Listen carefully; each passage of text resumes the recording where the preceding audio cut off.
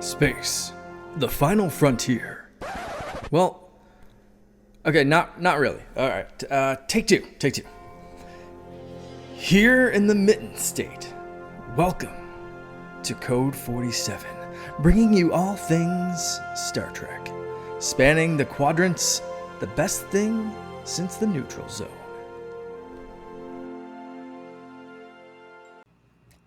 All right, back again. It is the Code 47 podcast on the Secret Friends Unite podcasting network, episode 132. My goodness, we didn't jump that far into the future. I am. Oh, hold on. Or did we? Or did we? I don't know. We're going to find out because that that could be rather timeless movie. Somewhat prescient to our conversation. But before we get to all that, I am your humble servant, Trek Lord of West Michigan, Charlie Carden, joined as always by my number one dude when it comes to all things trekking. That would be Mr. Peter Stein. Peter, good afternoon. How you doing? Doing all right.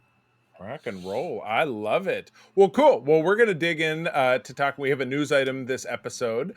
We're going to talk 3 more great episodes of Prodigy Season 2, and then we're going to begin the 5th season of Star Trek Voyager. So I am very excited about all that. But before I do get to all that, got to pay those bills, paying homage to the absolutely wonderful people that support us through our Secret Friends Unite Patreon. If you visit patreon.com/secretfriendsunite, you can try our wares for 7 days for free and then stay subscribed for as little as $2 a month and get great bonus content, content with no ads, content that comes early like this show, which will typically drop on a Saturday or a Sunday when everybody else gets it on a Monday evening.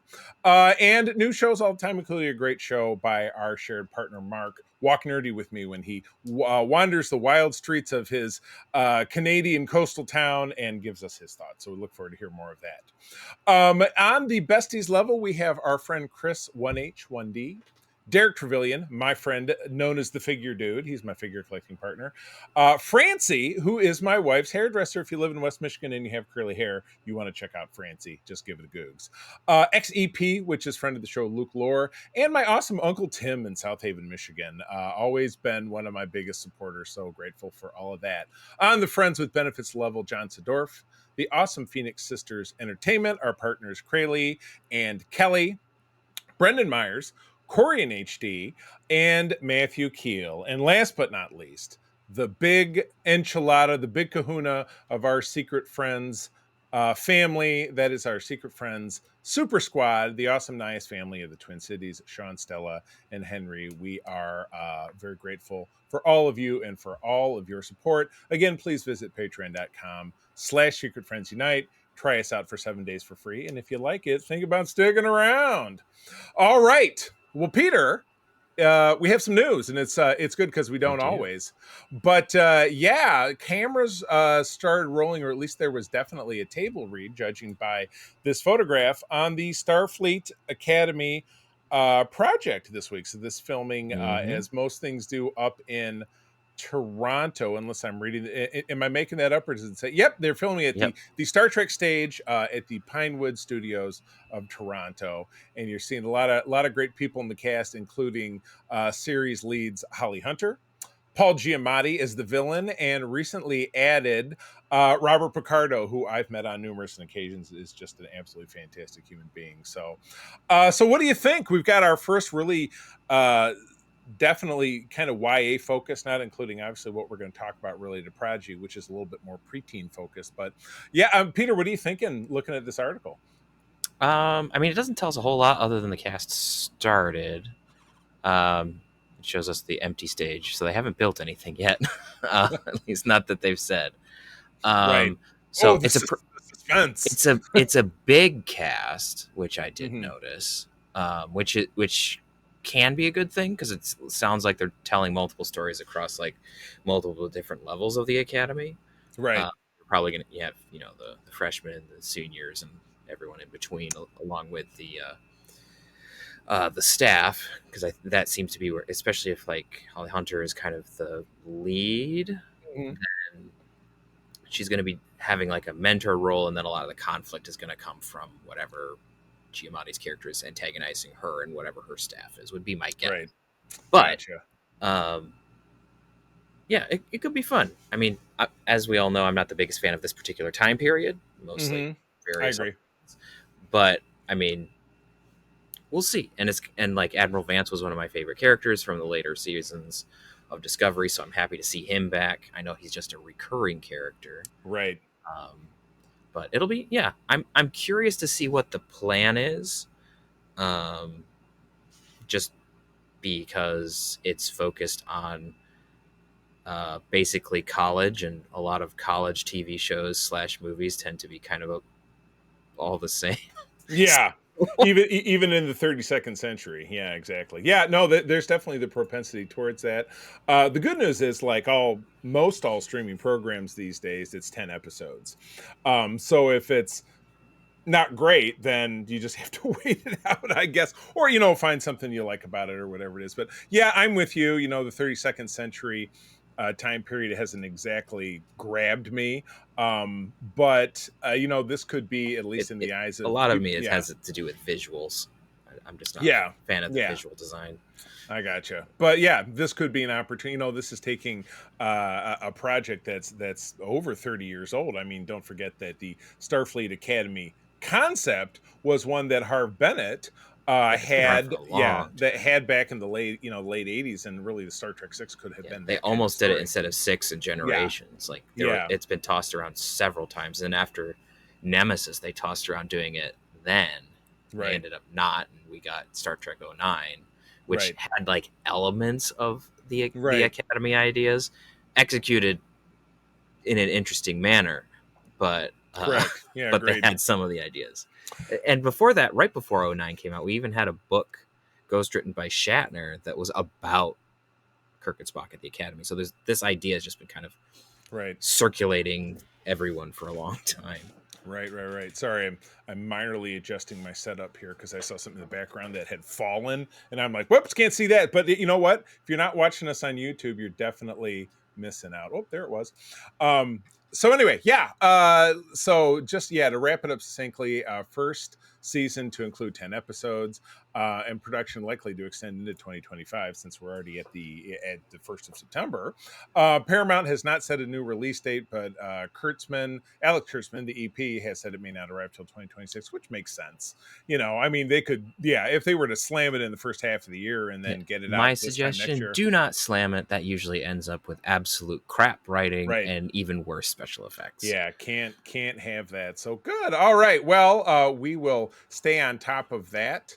And I forgot to mention, we were banding around Harv Bennett's name. If you have not tuned into our Patreon for our tried and true Star Trek lovers, which would be, I imagine, people who listen to this program, Peter and I did and released on our Patreon a great interview with Nick Meyer, the director of Star Trek II, co-writer of Star Trek 4, and co-writer and director of Star Trek 6. That is on our Patreon now. Tune in for it because it will definitely, even if it's you sign up for 7 days and end up staying for a little bit longer, it's worth every penny because it's absolutely fascinating to listen to him talk about his background and his the latest in his series of books about Sherlock Holmes, which was greatly influential on Spock's character in those films. So, all right, well, let's move right along and get to speaking about Star Trek Prodigy. So we're moving into the back half of the season, and I remember with season 1, which aired on Paramount Plus before they shed it off like so much garbage. I hate to say, I'm still not happy about that. The first 10 episodes were a standalone release with, I believe it was a cliffhanger that led into the second part, where this actually kicked off. Well, I mean, all the episodes have been kind of interdependent one to the other. But this one, we actually, because we're doing these in blocks of 3s, we left our listeners with a cliffhanger because we talked about part 1 of Last Flight of the Protostar. Now we're going to talk about part 2. So, Peter, if you would be so kind. All right, episode 12, Last Flight of the Protostar, part 2. Chakotay and the cadets devise a bold but perilous plan with ancient technology to relaunch the Protostar. Before the ship can fly, however, it will first have to sail. You better believe it. Yeah, it's absolutely hilarious that we take the maritime base of Star Trek and make it a reality. Right. Yeah, exactly. Oh Like my goodness. these starships, my starship needs to become a ship. Right. Yes, doll. It does. Yes. Starship. So, all right. So, off the cap, what did you think? I have a few notes, but take it away. I thought that this episode was fun. Like you have the whole thing of trying to get the ship loose from its sand encrusted embankment, which is interesting. They use the nacelles to push it off. You know, Mm-hmm. you got movable nacelle struts. Might as well use them. Right. Move it. I did notice that they left the rover behind, which was a little strange to me because it's definitely in season 1. Yeah. I can't remember exactly if they replicated a new one in one of the episodes, like episode 3 or 4. Yeah. They may have. I don't recall. Yeah. But, good catch. But they left it behind. So just thing of note. But then the ship is going along and they have a triangle-shaped sail, which I thought was hysterical because at a distance it looks like Badgie. That's definitely not what they were going for. They were going for the Starfleet emblem, but just the coloring and everything was like, I don't think that's an on purpose reference, but it could be. Yeah. But they're sailing along on it's not water. It's just very, very dense vapor is how they described it. Yeah, I called it fart gas. Basically, it is. I mean, Jink and Pug making enough of those jokes that it might as well be. It is a gas planet. So, oh my gosh, 7 C's of fart gas. That's an early. I had a placeholder title, which we'll get to in the. We'll get to it. Yeah, we'll but get to in a moment. But so what they end up having to do is they need to charge the warp core with deuterium gas, which anyone who's listened to this podcast multiple times, I have complained bitterly about certain shows' lack of understanding of how warp cores work. Fascinatingly, Prodigy actually understands this. It's in the place you would least know to look. Exactly. Like, it's one thing that I really love about Prodigy, and I've said it before. Like, Lower Decks loves its universe, but loves to poke fun at it in like an ironic and meta way, which is great for what it is. Yeah. Prodigy just unabashedly loves the universe and everything that's in it, and it's so nice. Yeah. But anyway, they have to go to this giant, basically a whirlpool. Yeah. They call it a storm, but it's a whirlpool. A maelstrom. Yeah. It's a maelstrom of gas to go down to get the deuterium gas that's at the bottom. And various things happen, various things break. You have Dahl failing on remembering what port and starboard is, which, having played Sea of Thieves with multiple people, I can attest that most people can't tell port from starboard, so that's totally understandable. I have an easy way to remember when it comes up for me. I simply think of in the Mutar Nebula in Star Trek II, again harking back to our interviewee, Mr. Nick Meyer, when Kirk is faced with the fluttery screen and they're trying to figure out what the Reliant is doing. When it flutters into, like, you can see it right in front of him, he goes evasive starboard, and then they go right, and then they go to the external of the ship, and you see them going to the right. That's how I always remember. Yep. And if it's really hard, you can do port is left because it's short like left. Oh, I never thought about that either. Look at all the nautical knowledge we're dropping out here. So I completely understand that Dahl didn't remember, but it was just I was watching it again, and I just had to snicker a little bit. Oh my gosh! Oh man, I've seen this a lot.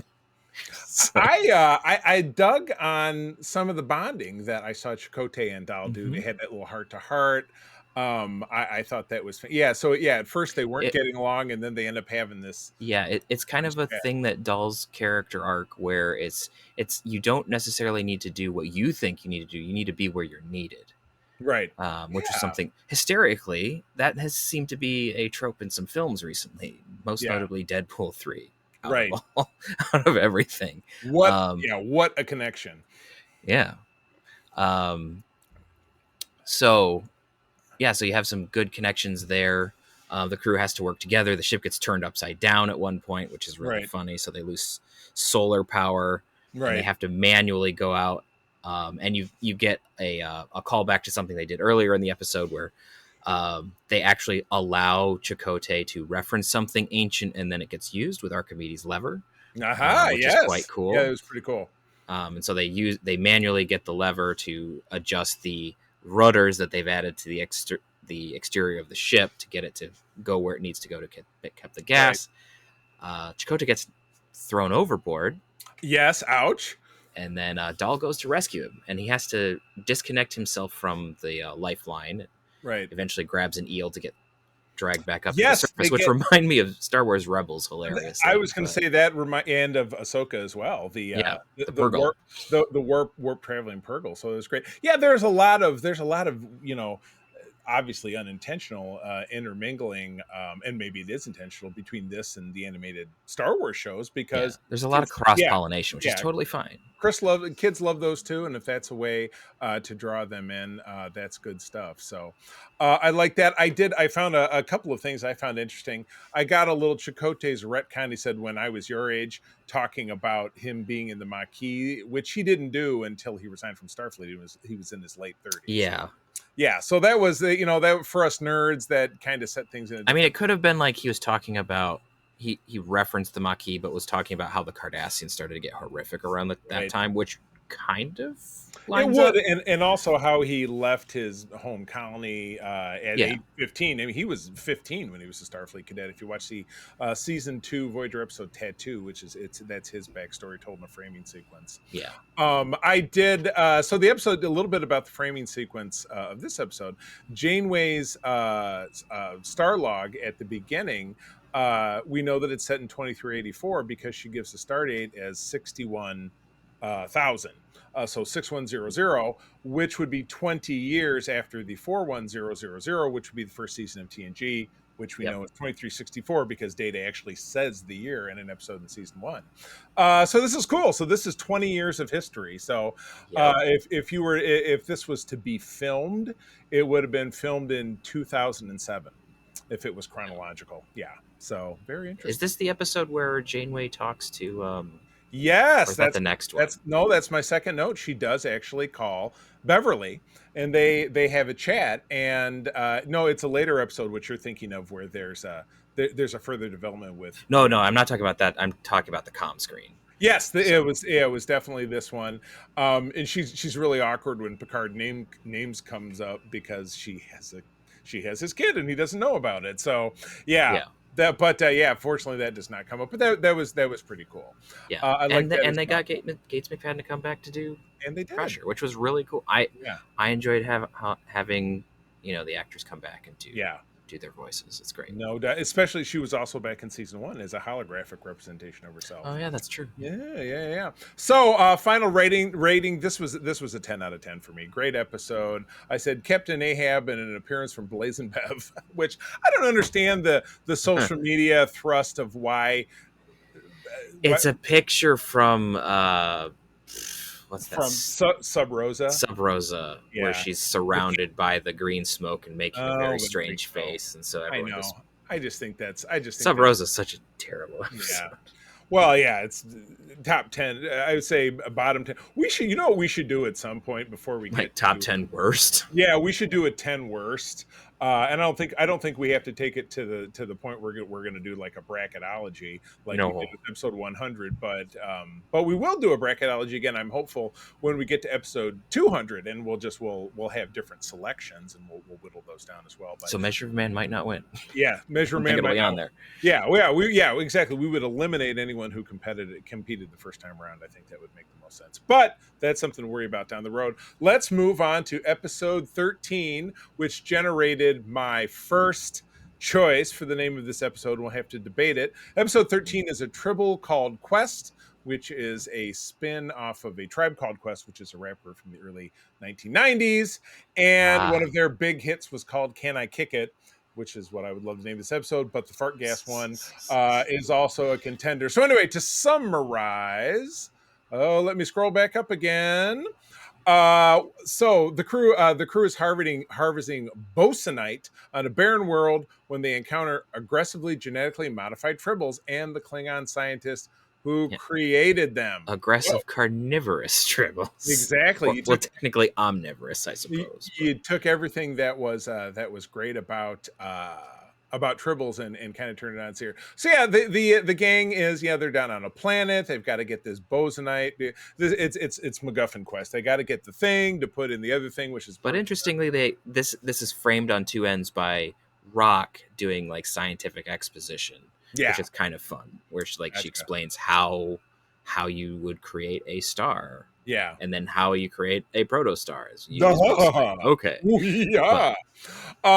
So yeah, right off the bat, here's Chakotay selling that ratty ass t-shirt. I'm like, I bro, know. you have got to have something, because later in the next episode, he's back in his normal protostar. He hasn't decided that he wants to shave and take off his Tom Hanks out. Yeah, he's looking out like on the island. The Castaway. Yeah, The that's the word. Castaway. Yeah. So yeah, we get tribbles right away. One of them bites Rock, which is like, Rock's made out of rock. How does she get bit? But tribbles aren't supposed to have teeth. And we get a mega boulder tribble right away, and it's rolling towards them. It's very Raiders of the Lost Ark, which I thought was great. It was very, and not everyone gets out. Yeah, exactly. Zero gets rolled over by a tribble. Oh my goodness. So yes, they meet a grumpy Klingon. He's a Klingon scientist, kind of one-eyed dude. He can walk up to his bird of prey and like slap it, like the meme you see where the guy slap. You always have the card. Yeah, the used car. This baby. Yeah, this baby, and he can slap it and it decloaks it. But I'm like, that's a weird feature that I don't know. But you know what? It works. But yeah, he's been messing with tribble DNA.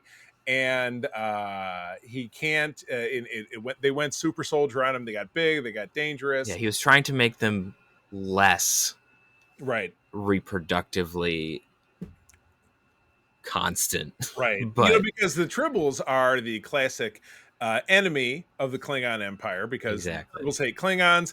They were extinct in the 23rd century. They were brought back forward in time during the DS9 30th anniversary episode, where our gang intermingled with the original episode. So they obviously found their way to this planet. Exactly. So Rock has got she identifies it as a problemtunity, which is, I think the Chinese would approve, being that the crisis and opportunity is whatever that word is. I think problemtunity fits real great.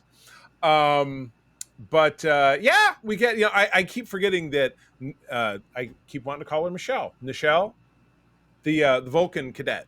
Majel. I'll never get that right. I will never get that right. So we're going through the thing.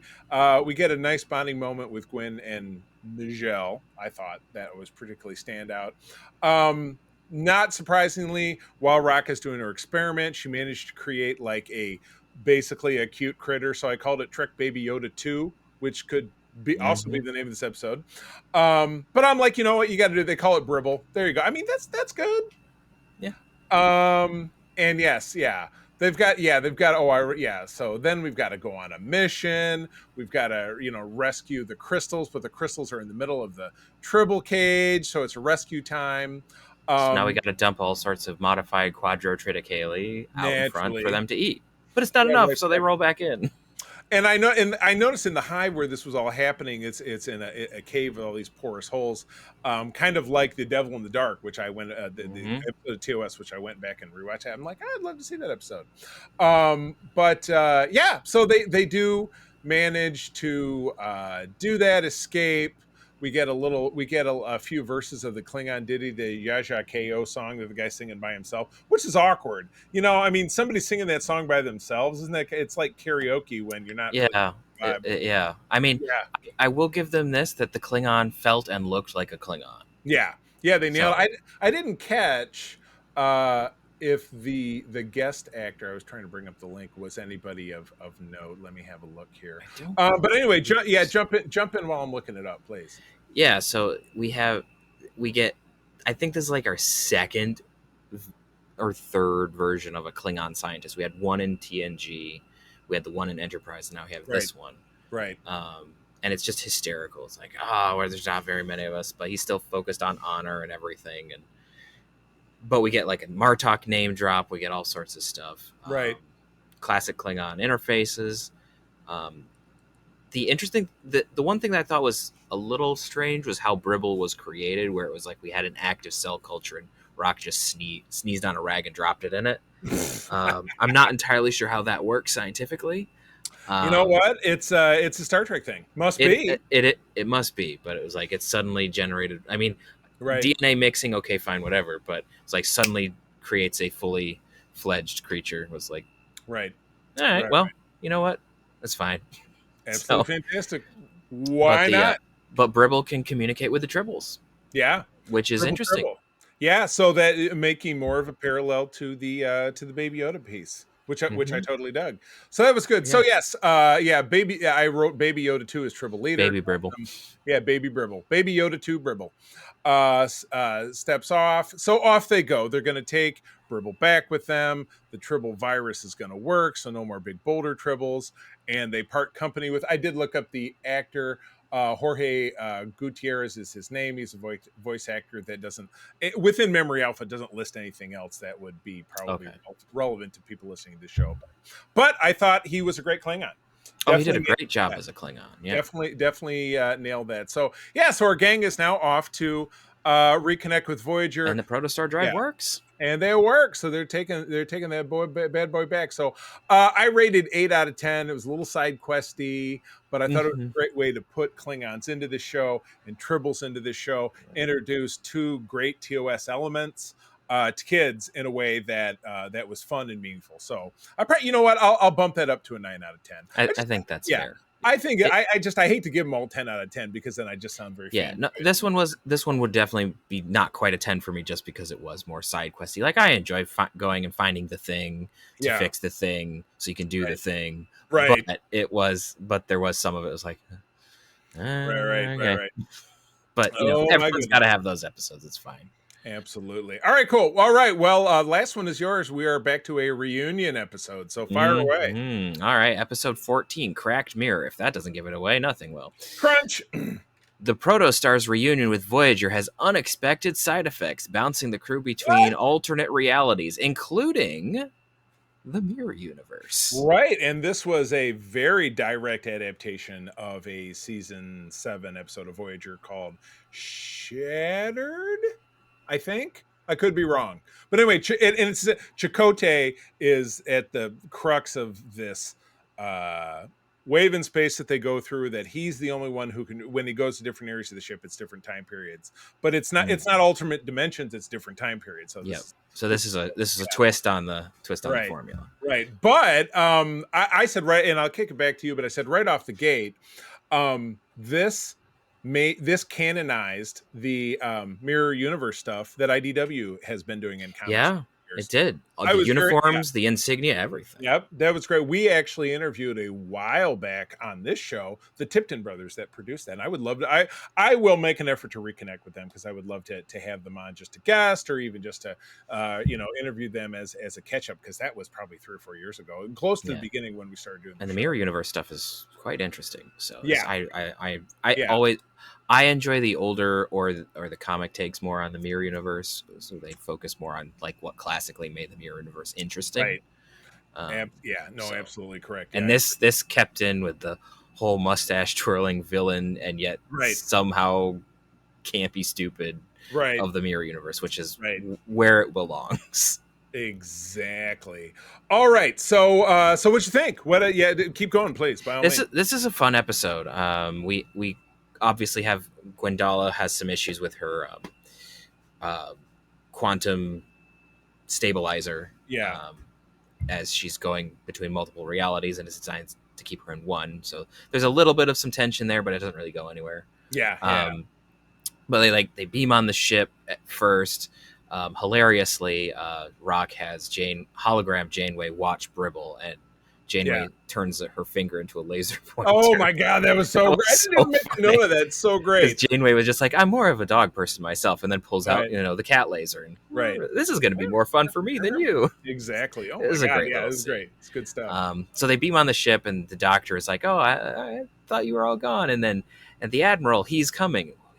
Who's that? And lo and behold, Jellicoe walks in. Whoops! And we find out that Janeway and Commander, why can't I remember his name? It's with the T. Starts with a T.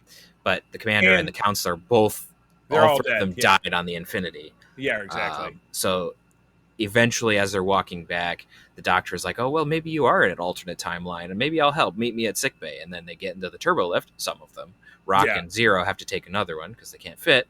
And they take up the turbo lift, and all of a sudden they're in the worst timeline.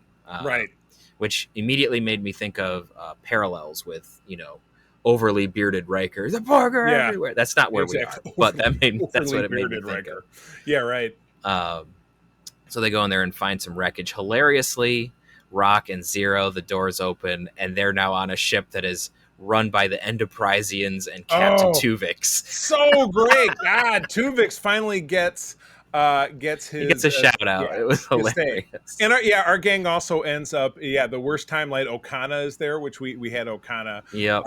Everyone seems to want Okana around. I'm not entirely sure why. Okana has that actor, William Campbell, or William O. Campbell, was a runner-up for the role of Riker back in 1986. Yes, he was. And then he played the Rocketeer. And he was the Rocketeer. I just watched a great video about the Rocketeer, which is, again, that's another property that just really needs another crack. That was a fantastic film. Really enjoyed that movie. So that was great to see that. We get a little techno babble, but then we get into the mirror universe stuff. We get some great red, everything is red, like lights and walls and everything, and then you get these great armored guards. And hilariously, it's evil because Chakotay has a goatee. Got to, exactly.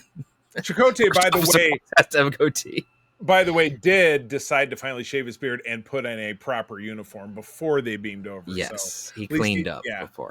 At least he's got that going for him. Yeah, hysterically, that doesn't last long, but they all get captured, put in a brig in the mirror universe, where we have slick back Janeway with a Borg implant. She looks like somebody who just got out of the pool. Like her hair is cannot dry, and it's very short. It's an interesting look. And it makes it actually, it makes it look a bit younger. But regardless. But they're all stuck in there, and hilariously, it's like, we're going to use the Agonizer booth. Jenkum has this really ridiculous... The Agonizer? What was Mean Machine taken? It was just like, I love it. It's so stupid, but I love it. I did love on Janeway, and I noticed what, and I'd have to double check the reference, but I always thought the mirror badges were worn on the opposite side, a la mirror, but they still had them on the left breast, which I thought was weird. But whatever. It's not always consistent. That makes sense. Now, Mirror Janeway had a 7 of 9 like Borg eyepiece over her one brow, which I thought was awesome. Yeah, which I believe she does in the comics. So. You know what? I think I've read the TNG more recent mirror stuff, but I don't know that I've read the Voyager stuff. Or if I have, I haven't read a whole lot of the comics, but I do keep tabs on when they come out. And I do remember Janeway had the Borg ocular implant. But Murph knocks out near. He was always Q once called Chakotay Chuckles, so sometimes I refer to him as that in my notes. Knocks out the mirror Chakotay. Our Chuckles, which was hysterical because it's like, I'm gonna torture one of you, says evil Chakotay. Well, torture me, says our universe Chakotay. No, that's too noble. I'm gonna torture the cute one. Oh boy! and then Chakotay after Murph knocks mirror Chakotay out, was like, it's always the cute ones that get you. Oh my god! And in order to give for our Chakotay to give himself a goatee, he used a little bit of grease from Jenkum Pug's arm. His arm bit. And then Murph takes the occasion to give himself a goatee, which was one of the best parts of the episode. Yeah. I was like, I don't think you really need that, Murph, but I appreciate the effort. Yeah, exactly. Thanks. Go team. The deception doesn't last long. Team. Yeah. Go team. Mirror Janeway catches up with them and figures things out pretty quickly. After they go to Cetacean Ops. The whales are evil? Oh my, did the whales have goatees? I didn't catch that. Oh, the whale didn't have a goatee. That would have been funny, but no. Oh my gosh. But anyway, while this is all happening, the damn space bears show up. The time-eating space bears from the previous episode. Loom. The loom, exactly. I wrote, damn it, Wesley, you had one job, and he didn't do it. Yeah, I mean, they do make it's like he was keeping them out of our reality, not this one. Oh, yeah, exactly. Oh, well, what are we going to... But it's all reality. So, Mirror Janeway calls Murph Goobag, which I just think is kind of hurtful. I didn't really care for I that. thought it was funny because it felt like it was a reference to Knights of the Old Republic meat bag. Oh, geez. Yes, a lot of tension, but they finally are able to do a reset at the very last because they're on the bridge and they're struggling, and you got to hit the one button, and it's like hilariously, like the Mirror Universe folks aren't trusting them, and then all of a sudden it's like, you have to trust us or they're going to kill us. Yeah, right. And then they're like, oh no, and then Janeway jumps into the command chair. And now you have like point-to-point phaser blast going onto the shields, which is honestly impressive. Yeah, that was pretty neat. They do a lot of things visually in this show, and then certainly in the episode with the Protostar Part 2, with all of the stuff with the sailing and the fart gas and all those. They really love. I mean, just like Lower Decks, they really love their spaceships. They really do, and so do we. So I approve. Exactly. So we talk about Captain Tuvix again, and his Vulcan fusion cuisine gets mentioned by Zero, but we still don't get to see him. So I said double boo. That was a thumbs down for me. It was a missed opportunity to just have one scene with Tuvix, but yeah, I hear you. Maybe they couldn't get him back to do it. Because it wasn't. I don't remember who played Tuvix, but it wasn't. It was actor Tom Wright, I think was his name. Yeah, he was in Seinfeld and some other things. He's he's a character actor. So our gang gets reunited, and this is Janeway and Chakotay seeing each other. And I know it's a kid show, but it's just give you a big hug, buddy, where you just want to see them kiss. But whatever, you can't do it on a kid show. They tee it up like they almost could, and then they don't. Yeah, but staying true to the direction of the show. I get it. Yes. It totally makes sense. Yeah. It's just one of those you almost could have, but I get it. Exactly. So Dahl and G, Gwendolyn, have a great "Glad I'm Here with You" moment. And I said it feels like a soft rock love song, but I loved it. I love that kind of stuff. Yeah. So I gave this 9 out of 10. I thought it was a fun update and a twist on that Voyager episode that we were talking about. I said point lost for not seeing Tuvix. I think that's unbelievable. Yeah, don't leave Tuvix out in the cold. So, all right. Well, justice for Tuvix. If he can't get it in one place, let's give it to him in another. But we didn't even get it here. No. Hashtag justice for Tuvix. All right. Well, when we return next week, it'll be 15, 16, and 17. And then the following episode, we'll be wrapping things up almost exactly in time. We'll have a return of the random episode after that, so I think we already have one picked. But then by that time it'll be October, and we will be watching Lower Decks, which is crazy. Yep. Yeah, time flies. So all right, well all right. So moving on, we're starting a new show this week. Peter is wearing his Voyager outfit. I should have. I know I've got to get back around to. I used to do it every episode, put a uniform on, but I will get better back at it. It takes commitment. Once it gets cooler, I'm sure it'll be easier. Because I recorded in my basement studio and it does get cooler. So you can count on episodes this winter. I'll do a little bit better about dressing up. But anyway, we're starting the 5th season of Voyager, which aired in the 1998 to 1999 season. So this ran contemporaneously with the final season of DS9, which again, they were like in name only, very, very different shows. But I think they really did some great stuff with that. So I will kick it off. Episode 1 of the season is called Night. David Livingston handling the directing, the script by Brandon Braga and Joe Manoski from October of 1998. Voyager loses power whilst traveling a dark region of space containing theta radiation. That's a crappy just like breakdown of this episode. But it starts out great because we get the introduction of a recurring holodeck program that's brand new. One of Tom Paris's creation called The Adventures of Captain Proton, which is a riff on 1930s black and white Flash Gordon style movie serials. So it's a lot of fun. Harry is his sidekick Buster Kincaid, and there's a buxom blonde who's the love interest, who I think they try to, in later episodes, they try to swap in 7 of 9, and she's not having it. She's like, this is a waste of my time. We go through the segment until the doctor walks in and he says, well, you've ran into my holodeck time. They start fighting over it, and it causes a glitch, which sets off an alarm on the bridge. And Chakotay says, you guys figure it out. We can't afford to have a holodeck down right now. And he looks out the front of the screen and it's just blackness because they are traveling through a region of space that will take them 3 years to cross, or longer, maybe 2 or 3 years to cross. And they've been doing it for 3 months. And Janeway is doing what she ends up doing this season and next season. She might have done it one of the seasons in the past, where she's having kind of a crisis of conscience. She's having one of these, I screwed up, we're here because of me, now we're stuck in the situation because I wanted to save the Ocampa in the first episode. She's brooding. She's brooding. Yeah, she's very brooding, which, you know what? People want to say, "Oh, well, Captain Kirk wouldn't do this." I think anybody would do that in the situation. Captain Kirk would definitely do that. I don't know if he would. I mean, it would look different. Yeah, but it would be the same sort of thing. Yeah, any of our. I mean, we see Archer get torn up about different things. We see Cisco get torn up about stuff. Like it's gonna happen to everybody. Exactly. So, yeah, no, I totally agree. So it's just that she's like brooding and moping with the lights off, which is just weird. Right. So I understand that part, but and being sequestered in this, they end up running into a new recurring alien race, which is the Malon. They're trash people. They're the trash people. They're dumping toxic nuclear waste into this region of space where there are other life forms, which we also encounter. So Voyager has to do what Voyager has to do, which is to collapse the wormhole that has led the Malon to this, night space or the void.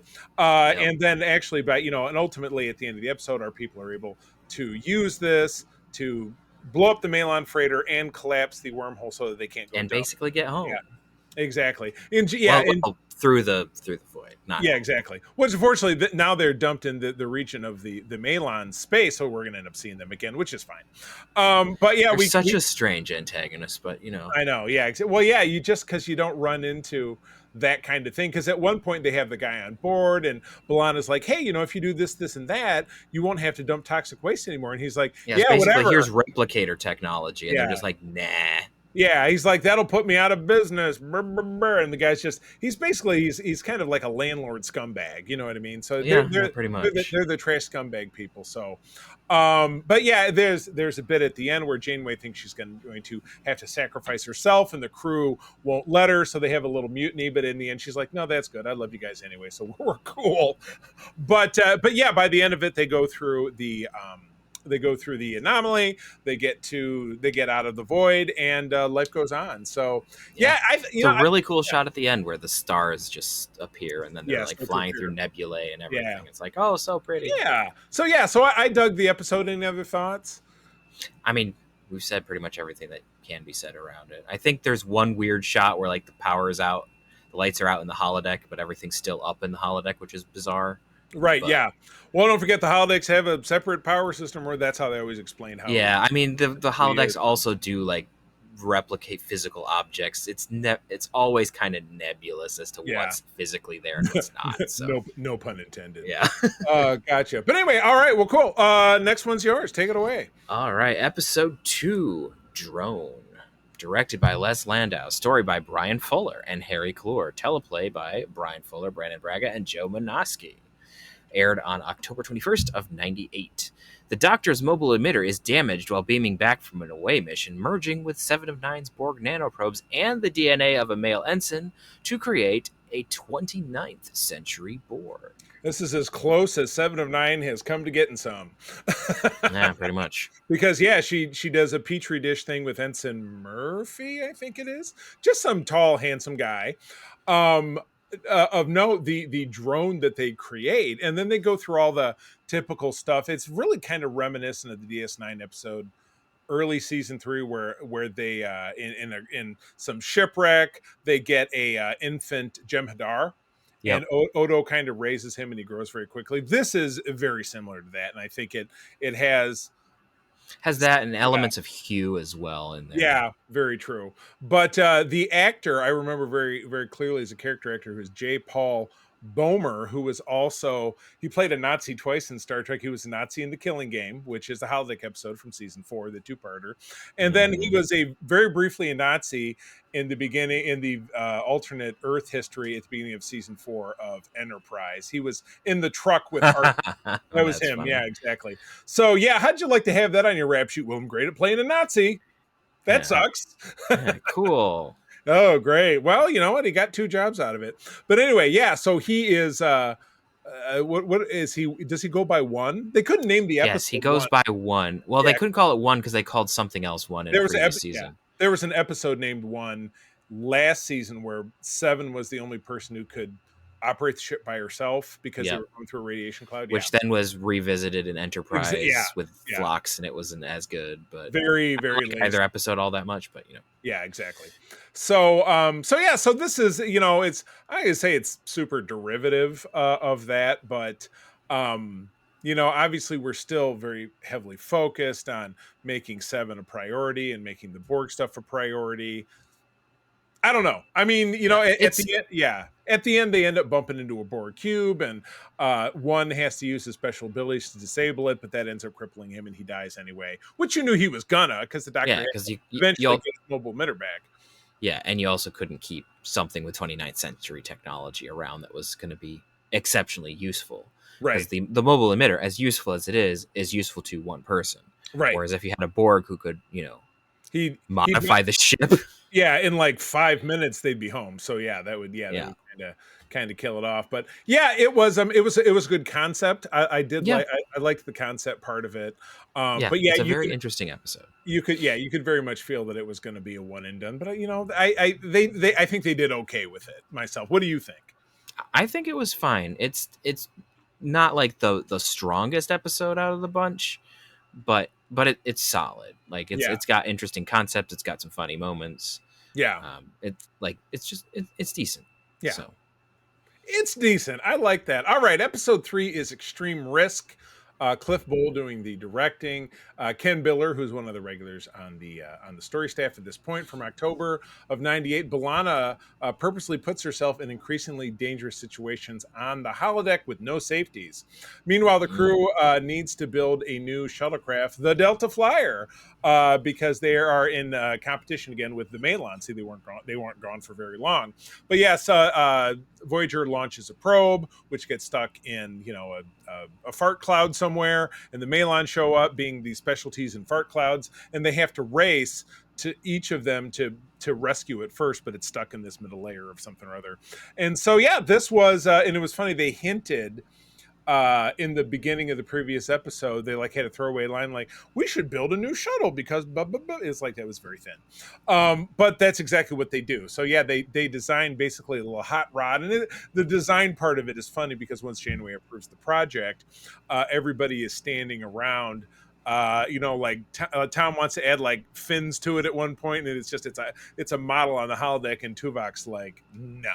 I like that quite a bit. Yeah, Tom wants to add his 1950s muscle car flair to it. It's like, dude, it's a spaceship. Which I mean, he does it more on the inside because he has little knobs and levers and stuff to obviously satisfy that impulse in himself. But that's the B story. The A story about B'Elanna, and it takes a while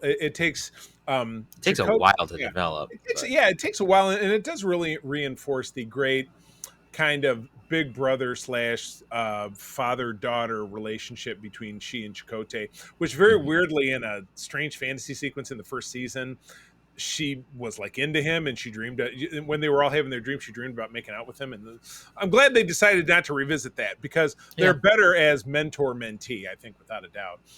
But it's revealed that she is after the news from the Alpha Quadrant came through back last season, that the Maquis had all been killed off by the Dominion. She went into such emotional shock that she needed to do something to make herself feel again, and so she started running all these crazy programs. The one that she ran only the one time was a portrayal of a bunch of her Maquis friends being killed all at once by Cardassians. So Chakotay kind of makes her face that down, and then she kind of slowly begins the process of processing her grief and starting to live in the real world again. So, elements of, hollow addiction, like with Barclay on TNG. And then just overall, a commentary on, facing your grief and letting yourself grieve and letting yourself feel things. I thought that was great because it puts everything in jeopardy. She, where an engineer would be thrilled to be part of building a new ship, she doesn't care. She's pushing Tom away, and not that their relationship isn't really up and down anyway, but I thought this was a great episode for her. You know what I mean? And I love the Delta Flyer. Delta Flyer's fabulous. So I was glad to see the genesis of it. What do you think? Yeah, I mean, I don't have a whole lot to add. It's a good episode. I will add that a fun little reference at the beginning is they finally used the orbital skydiving gear that they had from a deleted scene in Generations. Which, that scene went so far as to generate a William Shatner action figure of him in Yep. it. Yep, Which there's an action figure and there's some behind the scenes shots, and like it's right, in the novelization, and if you right, find the novelization, there's pictures of that right. sequence. I think I have or had at one point a hardcover of Yeah, that. I have it right over there. Yeah, right over there in the back of the Delta Flyer. Yes, it's behind that console right there. Oh, very good. Yes. Well, they have to show us later. So, so I thought this was this could even be one of the best of the bunch, even though we've got one coming up here. Yeah, episodes in Voyager, especially that focus on character development, are usually pretty solid. Yeah, so I just really dug that. So, all right, episode 4 is yours. All right, episode 4, In the Flesh, directed by David Livingston, written by Nick Sagan, aired November 4, 98. The ship encounters one of the training facilities of species 8472 for an alien invasion of Starfleet and of Earth. This episode has one of the most brilliant cold opens where you're just like, wait, it's Starfleet, but they're wearing the wrong uniforms because they're wearing the gray shoulders back at. Wait, what's going on? Why is Chakotay wandering around to the camera? What the heck?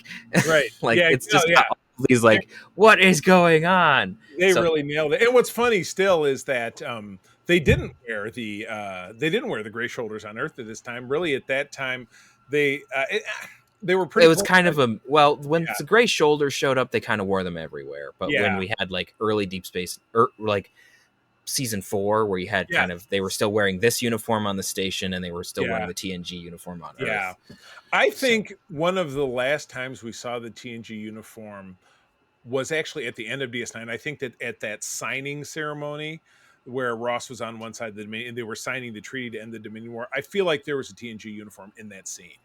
There may have been. I wouldn't be surprised. You know what? If I forget to look it up, dear listeners, add us on Threads or Instagram. Show us a picture, and we would be happy to see it because that would be awesome. Secret Friends Unite or this C3. That's me. Which we'll drop that again at the end or look in the show notes. But yeah, this was fun. So we get a return of the late Ray Walston as Boothby, who's a totally awesome character, and we do get. Gonna forget her name, but the exceptional actress who plays Ellen on Battlestar, Kate Vernon. We get Kate Vernon. Right. Yeah. Yep. Mm-hmm. Yeah, she's playing it. And again, and I don't know if you caught this, but the David Gentry, the ensign at the beginning, is Billy from Gremlins. I haven't actually seen Gremlins, so. Well, it came out a very long time before you were born, but when I was a kid, that was a very important 80s movie. Gizmo. I'm aware of its importance. I've just never seen it. It's all right. But anyway, Billy was the human character who inherited the little cute critter.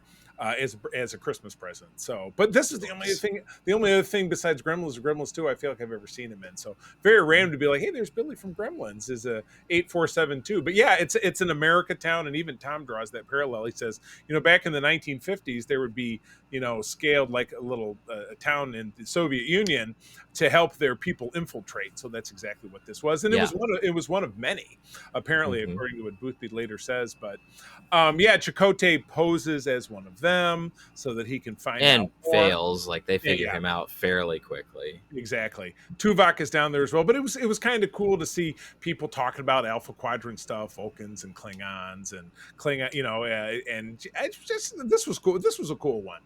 I really liked it. It was also interesting to see the actor who played Boothby be able to do something other than just the wise old man. Yeah, I'm tending the grounds.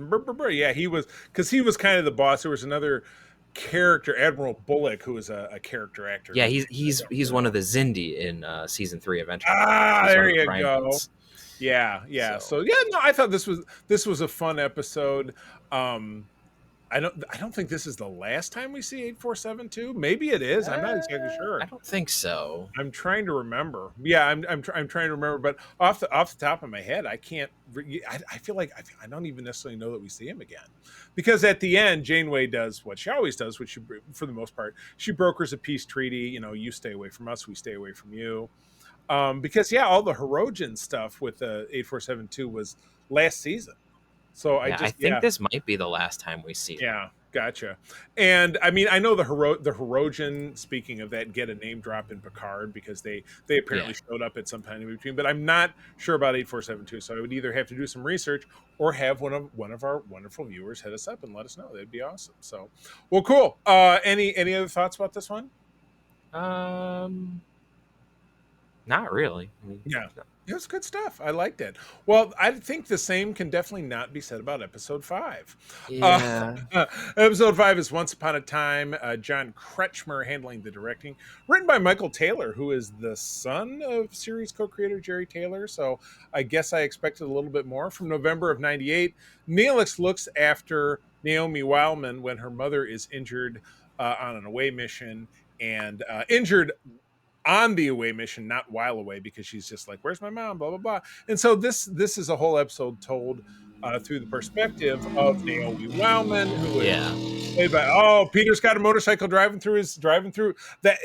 It's because the Delta Flyer's a hot rod. That's what I guess so. I guess, yeah. Pull that lever. Let's drop down a gear. I guess. But Naomi Wildman was played by the young Scarlett Palmers, who later grew up to be on a sitcom that was starring Reba McEntire, the country singer, for many, many years, and is still active in Hollywood today. But this was her as, a 6-year-old girl or whatever it was, which is amazing that she aged, because she's part Katarian, she's an alien race, she ages twice as fast, at least during this age, like all kids on TV, like Alexander Worf's son did. But isn't that amazing? So this is what's my least favorite episode of TNG involving kids. Any of them, but I was thinking in particular the Imaginary Friend episode, because this has a lot of elements. This is very, very similar to Imaginary Friend, and and I don't like it for similar reasons. I mean, it's a slice of life thing, Yeah, I mean, there's some good stuff with Naomi. I mean, Flotter is interesting to a point in the other times that he shows up. Right. Yeah, I don't find it terribly interesting, but then again, even growing up, I was never one of those kids that like attached to some of the more cutesy stuff that kids would watch when they were growing up. So Arthur, for me, it's like Arthur or Barney or any of that stuff. Yeah, so it's like, I don't know. Yeah, I mean, if you're into it, if you like Flotter, go for it. I'm just. Yeah, I mean, Neelix is, and I've met Ethan Phillips in real life, or Johnny as they call him, very, very nice guy, and super funny, because on the cruise they did this improv where they basically talk over an episode of TOS. And he was it was on the first year that he was there, and he's a very, very funny guy, but the character of Neelix just never really clicked with me. I don't know who it really did click with, but it was. I mean, there's a chunks of Neelix's story that I enjoy. Yeah, I prefer him when he's not dealing with Kes, obviously, because that's just a weird relationship. Very weird, yeah, exactly. And again, I like how Neelix has a very paternal relationship with Naomi Wildman. That actually does work. Yeah, no, I agree. And he talks a little bit more about his own past, and how he lost his family, and how that is parallels between kind of what Naomi is going through, because her mother is another forever ensign. You know what I mean? Because she's never gets a promotion. Ensign Wildman never gets a promotion through the entire show. But it's not as in your face as this with poor Harry. But you've got to have filler episodes. This is definitely one of them. Mm-hmm. That even though it produces a moment or two overall, it's kind of a miss for me. Yeah. So. As with all filler episodes, this isn't one that I'm going to cringe through and wish never was released, like Sub Rosa or others. But it's definitely, it's not one of my favorites. Yeah, so. No doubt about it. All right, well, here's one that I know that we're both going to call a favorite. So it's all yours. Number 6. All right, episode 6, Timeless, directed by Star Trek legend LeVar Burton, story by more legends, Rick Berman, Brandon Braga, and Joe Menosky, teleplay by Brandon Braga and Joe Menosky. All the winners. Yep, everybody. Aired on November 18th of 1998. 15 years in the future, Chakotay and Harry Kim attempt to prevent Voyager from crash landing on an ice planet. That shot that is used in like every single promotional material for Voyager at this point. Disaster segment. And again, just like back in the Flesh, what a great cold open. because Oh yeah. you just get two guys that are head to toe in cold weather gear, beamed down, and they're wandering around what's obviously stage 16 because it's just a snow set. And one guy sticks a thing in the ground and then rips loose a thing on his chest where he can touch a badge and says, "We're here." And you just get this great big pull out further and further, and you see Voyager's ship registry under a bed of ice. And so you're like, what is going on? Yeah. Yeah. And then it just goes from there. Just but anyway, please, your thoughts before my thoughts. Yeah, like they reveal that it's the Voyager that's frozen underneath all of that. And then we get a little bit of them exploring the frozen ship, and we see like frozen crew members, and we kind of get over a bit of time that like they think it like there's kind of a if I'm remembering correctly, like Kim thinks it's his fault that all of this happened. Eventually we actually get a flashback. Right. So we get a little framing between them walking around. You're getting, they finally cracked the slipstream technology. Mm-hmm. They, built a drive around it, and they were christening it. So it was B'Elanna smashing a champagne against the, not exactly against the warp core, but close enough to it to have the desired effect. And then, Tom thinks, I think something's wrong. We need to run some simulations.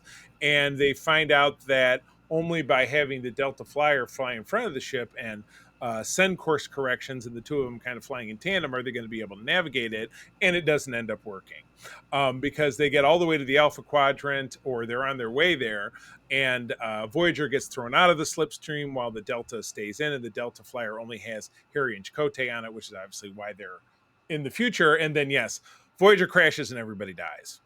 So that's crux of the episode. So in the future, Chakotay has a girlfriend. She's helping them. You don't really get her backstory, but she's probably ex Starfleet as well, I would imagine.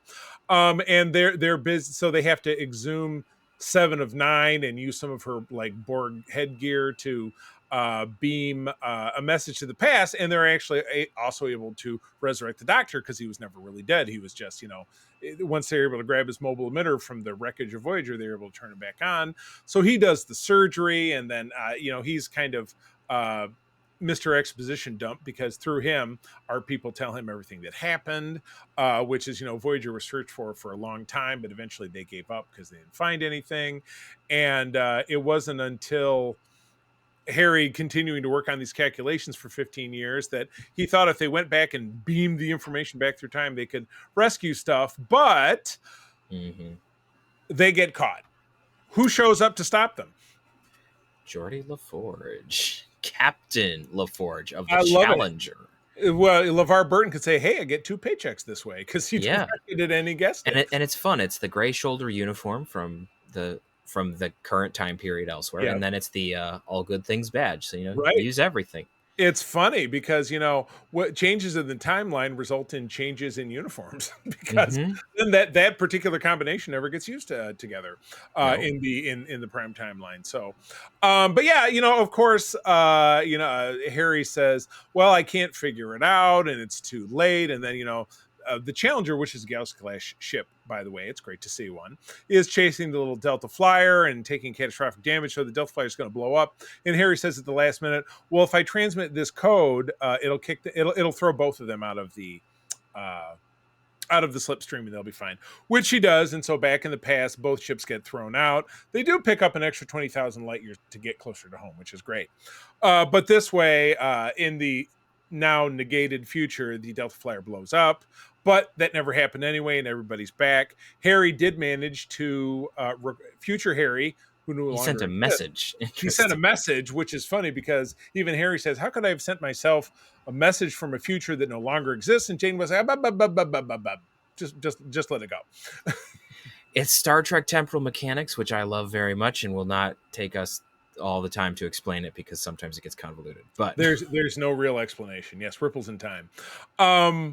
But yeah, what a great classic, and giving Harry Kim the meat of the story, the forever ensign who, he'd sounded like in this alternate future, he then rose through the ranks, and admirals pinned medals to my chest. And so you figured maybe he at least got one more pip. we hope, in his time. So, but yeah, Class A episode, love it.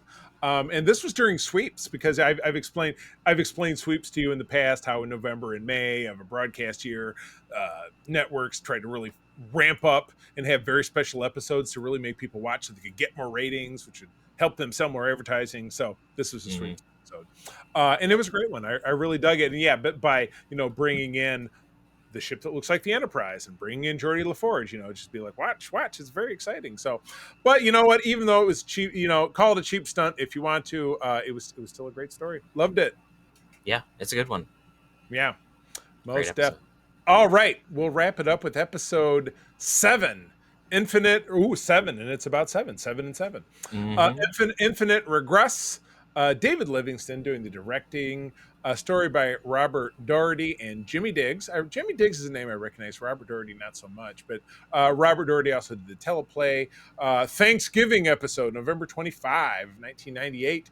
Voyager brings aboard an advanced piece of Borg technology, a vinculum. So there's a new Borgish word that we got. From a salvaged Borg cube, 7 of 9 begins to take on the personalities of people that had been assimilated by the cube, which is, it's kind of a hair splitting thing, because personalities assimilated by a cube just means they become part of the collective. So isn't that really not very that sounds very like a closed system, which the Borg is not. But for the purpose of this episode, it does give, I mean, it's kind of unclear, like the collective functions in like nodes.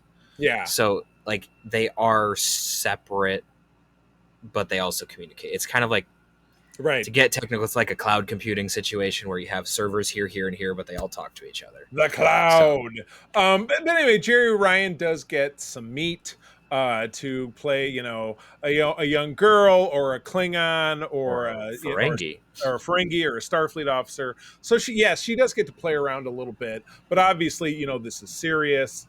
If you find out that the vinculum was actually, you mentioned Hugh Borg earlier. There was an alien that kind of Hugh Borg to this vinculum. He created a virus that, if the Borg came along, rescued this vinculum, which is obviously a critical piece of technology, it would then send out this infection, which doesn't happen. It only happens to 7, and these aliens don't want to give it up. They're like, well, we can't have you fix it because that would negate our whole plan. And they're like, well, we have to save our crew member. And they're like, well, I think we'll blow you up instead. Which is often how Voyager episodes end. You get the last 15 minutes where it's like, and now somebody's got to blow up Voyager to save it. And at the end of it, obviously they save 7. I don't dislike 7. I mean, I enjoy 7 as a character.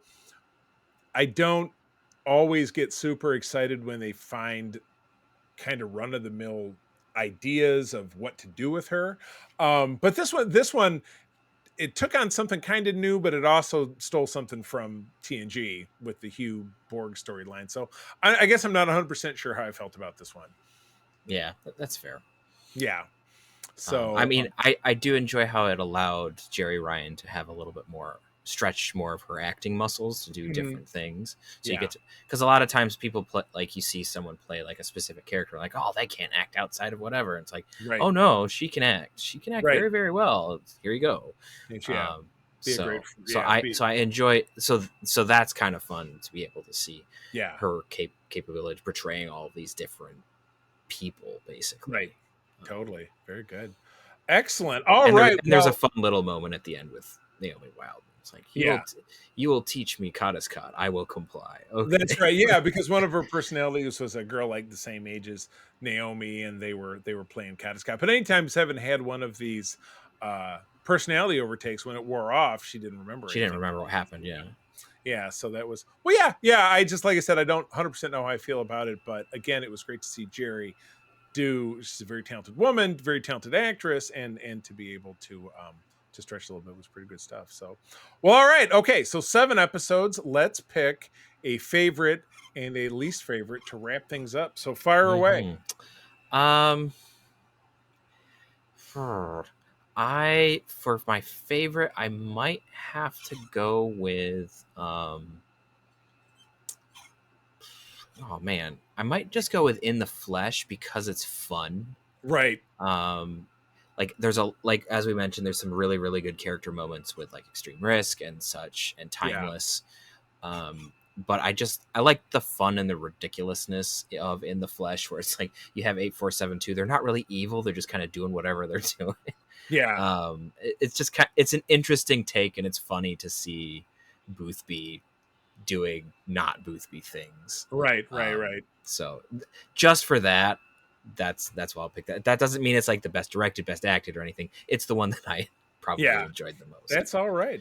I'll have to do the obvious take, and the people at UPN got me here with the sweeps episode. But I love Timeless. It was great to see Geordi, even if it was gotcha moment with the alternate timeline. This is one of the better time swapperoos, I think, because you had Harry, who is the the vulnerable, the baby child of the crew, and to see him suffer as an adult and ultimately figure out that he can save the day, he just can't save it in the way he wants to.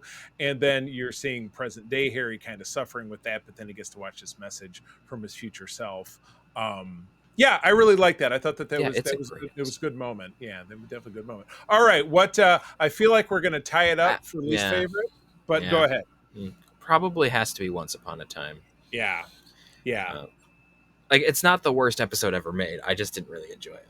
So. Yeah, I know. It's just, if the hope is to reach younger viewers with it by focusing on a younger character, I don't know if that's really a factor. So I don't necessarily know how that played out. So I don't know. And we will never know, because again, with all these episodes, it's very subjective. So if that's your very favorite episode of this batch, drop us a line. As I sometimes forget to mention, we do have a mailbag over at secretfriendsunite@gmail.com. Let us know what you thought about the episode. Give us some other takes.